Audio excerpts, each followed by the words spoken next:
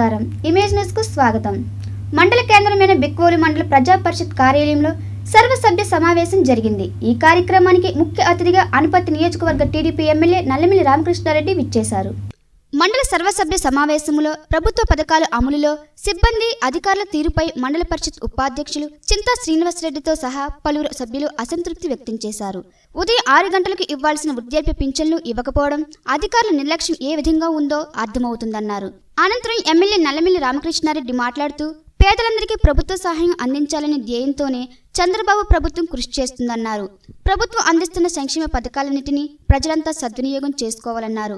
ఈ కార్యక్రమంలో MPP Bera Venamma, MPDO Vijay Kumar, MRO Ramachandra Sharma, sarpanch Surareddy తదితరులు పాల్గొన్నారు.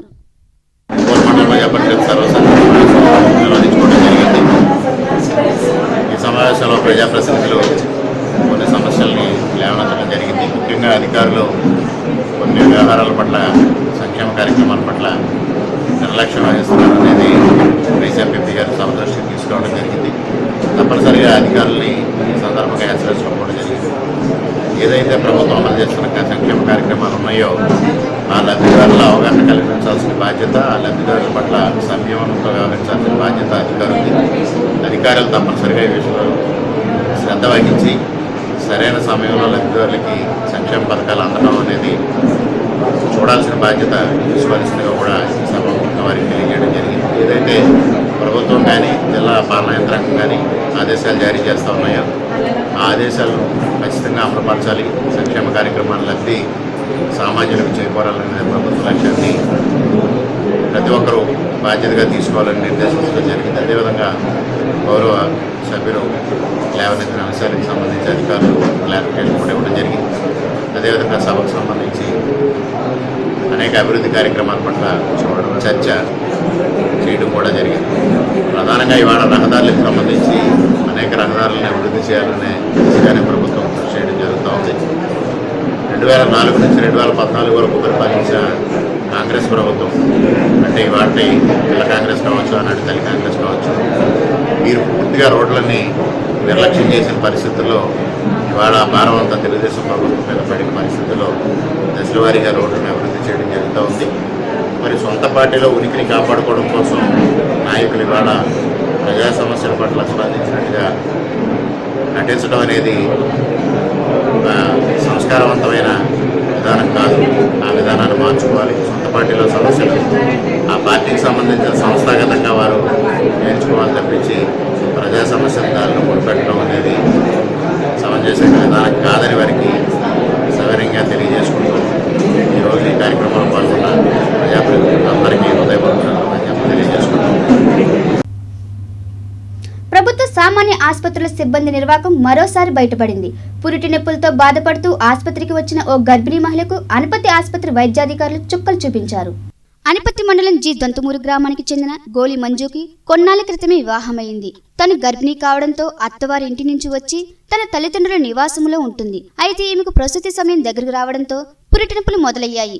చికిత్స నిమిత్తం అనపత్తి ఆసుపత్రికి వెళ్ళింది. అయితే అక్కడ వైద్యులు ఈ గర్భిణీ స్త్రీని పట్టించుకోకుండా హేళన చేసి వైద్యం చేయకుండానే ఇంటికి పంపేశారు. అయితే ఆ గర్భిణీ మహిళ ఇంటికి వచ్చేసరికి నొప్పులు మరింత ఎక్కువ కావడంతో 108 అంబులెన్స్ ను సంప్రదించడంతో ఆ వాహనం వచ్చి ఆమెను ఆసుపత్రికి తరలిస్తుండగా మార్గ మధ్యలో బిడ్డకు జన్మనిచ్చింది. ఈ సీన్ చూస్తే అర్థమవుతుంది మన ప్రభుత్వ ఆసుపత్రిలో వైద్యాధికారుల తీరు ఎలా ఉంటుందో అనేది. ప్రభుత్వ ఆసుపత్రుల్లో సిబ్బంది పనితీరు ఎలా ఉందంటే, మరి ఒక గర్భిణీ స్త్రీ హాస్పిటల్కి వచ్చి చూపించుకోవడానికి వచ్చి మరి నాకు నొప్పులు వస్తున్నాయండి నన్ను చూడమని చెప్తే అక్కడ ఉన్నటువంటి సిబ్బంది మరి అనపత్తిలో మరి ఎంత దారుణంగా ప్రవర్తిస్తారంటే, గవర్నమెంట్ హాస్పిటల్కి వచ్చిన వారందరూ కూడా మరి పేదవారు వస్తారు. అందులో మరీ ముఖ్యంగా దళితులు ఎక్కువగా హాస్పిటల్ చూపించుకోవడానికి వస్తారు. ఒక గర్భిణీ స్త్రీ వచ్చి నన్ను చూడండి అంటే ఇదేదో సినిమా థియేటర్లాగా నువ్వు ఎలా పడితే అలా వచ్చేసావు, నీకు ఇంకా టైం ఉంది 15 తారీఖు వరకు, నువ్వు ఎందుకు వచ్చావు వెళ్ళిపో, ఇంకా పని పాట ఏమీ లేదని చెప్పేసి ఆవిడ అక్కడ ఉన్నటువంటి సిబ్బంది చాలా దారుణంగా మాట్లాడడం జరిగింది. మరి ఆవిడ ఇంటికి వెళ్ళిపోయిన తర్వాత మరి నొప్పులు ఎక్కువైతే 108 ఫోన్ చేసి 108లో హాస్పిటల్కి రావకుండా మధ్యదారిలోనే ఆవిడ డెలివరీ అయిపోవడం వంటి సంఘటన జరిగిందంటే, మరి ప్రభుత్వాలు ఈ గవర్నమెంట్ హాస్పిటల్ ఉన్నటువంటి సిబ్బందికి జీతాలు ఇచ్చి ఈ పేద ప్రజలకు ఏమీ చేయలేని స్థితిలో ఉన్నారంటే ఇది ఇంత దారుణంగా ప్రభుత్వం సిబ్బంది మీద చర్యలు తీసుకోవాలి. లేని పక్షంలో దళిత సంఘాలతోటి మేము ధర్నా చేస్తాం. దానికి సంబంధించిన వ్యక్తుల మీద చర్య తీసుకోవాలని చెప్పేసి డిమాండ్ చేస్తున్నాం. ధ్యానం సకల రోగ నివారిణి, ధ్యానం సకల భోగకారిణి, సకల శక్తి ప్రదాయిని అని సకల భోగాలన్నిటికీ మానవుడు పరిపూర్ణంగా స్వీకరించాలంటే ధ్యానం చేయడం ద్వారా మన చుట్టూ మనతో ఉన్న అద్భుతాలను పొందగలమని పిరమిడ్ స్పిరిచువల్ సొసైటీ ధ్యాన మాస్టర్లు తెలిపారు. బిక్కువోలు మండలం కుంకుదు గ్రామంలో సుమారు 10 లక్షల రూపాయలతో నిర్మిస్తున్న పిరమిడ్ స్పిరిచువల్ సొసైటీ భవనానికి జిల్లా పిరమిడ్ సొసైటీ అధ్యక్షులు నల్లమిల్లి విజయభాస్కర్ రెడ్డి శంకుస్థాపన చేశారు. అనకాపల్లిలో వ్యాపార నిమిత్తం వెళ్లిన కుంకుదు గ్రామవాసి చిన్నం శ్రీనివాసరెడ్డి దంపతులు స్థలాన్ని చేకూర్చినట్లు సొసైటీ అధ్యక్షులు కొవ్వూరి ఫణికుమార్ రెడ్డి అన్నారు. ఈ సందర్భంగా ధ్యానంపై అవగాహన సదస్సు నిర్వహించారు. వశిష్ఠ గౌతమి పిరమిడ్ ధ్యాన శక్తి కేంద్రం managing trustee Malladi Surareddy, pyramid master Swarna, ఆధ్యాత్మిక తత్వవేత్త హిందీ మాస్టర్ డాక్టర్ సాయి రామారెడ్డి తదితరులు పాల్గొన్నారు. మనందరికీ అత్యంత సులువైన ధ్యాన మార్గాన్ని అందించిన బ్రహ్మర్షి సుభాష్ భత్రిజీ గారికి తూర్పుగోదావరి జిల్లా పిరమిడ్ స్పిరిచువల్ సొసైటీ తరఫున హృదయపూర్వక ధన్యవాదాలు తెలియజేస్తూ, మరి ఎప్పుడో బుద్ధుడు టైంలోని విలువైన ఈ ధ్యాన మార్గాన్ని ధర్మగైన ధ్యాన మార్గాన్ని బ్రహ్మర్షి సుభాష్ భత్రిజీ అందరికీ అందుబాటులో తీసుకొచ్చి మరి ఈరోజు ధ్యాన జగత్ కావాలని, శాకాహార జగత్ కావాలని, పిరమిడ్ జగత్ కావాలని మరి ఆయన యొక్క సంకల్పంతో మరి ఈ east Godavari pyramid spiritual society స్థాపించి మరి అలాగే ప్రపంచంలోనే అతి పెద్ద 3వ పిరమిడ్గా మన జిల్లాలో పేరవరం, ఆత్రేయపురం మండలం పేరవరంలో 160/160 పిరమిడ్ నిర్మాణం జరుగుతుంది. మరి దానికి అనుసంధానంగా పిరమిడ్లు ప్రతి గ్రామంలోనూ రావాలని మరి అలాగే ఈరోజు మరి కుంకూరు గ్రామంలో ఈ పిరమిడ్ స్పిరిచువల్ సొసైటీ మూవ్మెంట్ తరఫున ఒక సొసైటీగా ఫామ్ అయ్యి ఈరోజు మరి చిన్నం శ్రీనివాసరెడ్డి గారు, ఝాన్సీ లక్ష్మయ్య సహకారంతో స్థల సేకరణ జరిగింది. మరి కుంకూరులో ఎవరైతే ధ్యానం చేసుకున్నారో వాళ్ళందరూ సొసైటీగా మారి ఈరోజు ఇక్కడ పిరమిడ్ శంకుస్థాపనకి సిద్ధంగా ఉన్నాము. ఇప్పుడు పిరమిడ్ ఎందుకు నిర్మాణం చేయాలని అంటే ప్రతి ఒక్కళ్ళు కూడా ధ్యానం చేసుకోవాలనంటే మన ఇంట్లో మనం చేసుకుంటే వచ్చే శక్తి కంటే కూడా పిరమిడ్లో 3 శక్తి ఎనర్జీ, కాస్మిక్ ఎనర్జీ ఎక్కువగా వస్తుంది. కాబట్టి ప్రతి ఒక్కళ్ళు పిరమిడ్ నిర్మాణం చేసి పిరమిడ్లో ధ్యానం చేసుకుంటే ఆరోగ్యంగా, ఆనందంగా, మానసిక ప్రశాంతతో ఉంటారని కోరుకుంటూ ఈరోజు కుంకుదు పిరమిడ్ స్పిరిచువల్ సొసైటీ ప్రజలందరికీ కూడా నిర్మాణం చేసి అందరికీ అందుబాటులో ఉండే విధంగా నిర్మాణం చేస్తున్నారు. కాబట్టి ప్రతి ఒక్కళ్ళు కూడా దీన్ని సద్వినియోగం చేసుకుని ధ్యాన మార్గంలో రావాలని, శాఖాలుగా మారాలని పిరమిడ్ స్పిరిచువల్ సొసైటీ కోరుకుంటుంది. మిత్రులారా,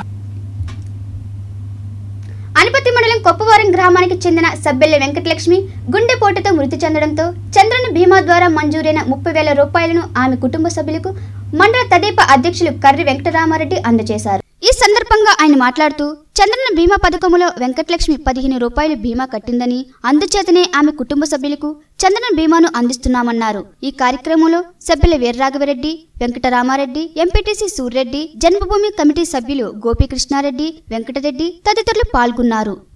మా కొప్పవరం గ్రామంలో నిన్న సభ్యుల వెంకటలక్ష్మి అనే ఆమె గృహిణి హఠాత్తుగా మరణించడం జరిగింది. ఆమె వయసు 49 సంవత్సరాలు. ఈమెకి హార్ట్ కంప్లైంట్ వల్ల మరణించినట్టుగా డాక్టర్లు తెలియజేయడం జరిగింది. ఈమె చంద్రన బీమాలో 15 రూపాయలు ప్రీమియం చెల్లించున్నారు. ఈ విషయాన్ని కాల్ సెంటర్కి తెలియజేయగా ఈరోజు మార్నింగ్ తెలియజేయడం జరిగింది. వెంటనే కాల్ సెంటర్ నుంచి స్పందించి 30,000 రూపాయలు వాళ్ళకి బీమా సహాయం అందించడానికి కాల్ సెంటర్ వారు వెంకటలక్ష్మి గారు బీమా మిత్ర అనే వెంకటలక్ష్మి ద్వారా ఇవాళ డబ్బులు ఇప్పుడు పంపించడం జరిగింది. ఆమె భర్త నామినీగా ఉండి ఆ డబ్బులు తీసుకోవడం జరిగింది. ప్రభుత్వం 15 రూపాయలు ప్రీమియం చెల్లించి బీమా తీసుకున్న వాళ్ళందరికీ కూడా సహజ మరణానికి 30,000 రూపాయలు, యాక్సిడెంట్లుగా అయితే 5 లక్షల రూపాయలు ఇవ్వడం జరుగుతుందని చెప్పేసి చంద్రబాబు నాయుడు గారు ప్రకటించడం జరిగింది. ఇది చేయించుకున్న ప్రతి వాళ్ళు కూడా అనుకోని సంఘటన జరిగితే ఏదైనా ఈ వెనకాల ఉన్న కుటుంబ సభ్యులు ఏ విధమైన ఇబ్బంది పడకుండా ఈ బీమాను పొందుటకు అర్హులుగా గుర్తించడం జరిగింది. ఈ విషయం తెలిసిన వెంటనే అధికారులు స్పందించి వెంటనే కుటుంబాన్ని ఆదుకున్నందుకు మీడియా ద్వారా వాళ్ళందరికీ కూడా పేరు పేరున మేము ధన్యవాదాలు తెలియజేస్తున్నాం. ఇమేజ్ న్యూస్లో స్వల్ప విరామం. చూస్తూనే ఉండండి ఇమేజ్ న్యూస్.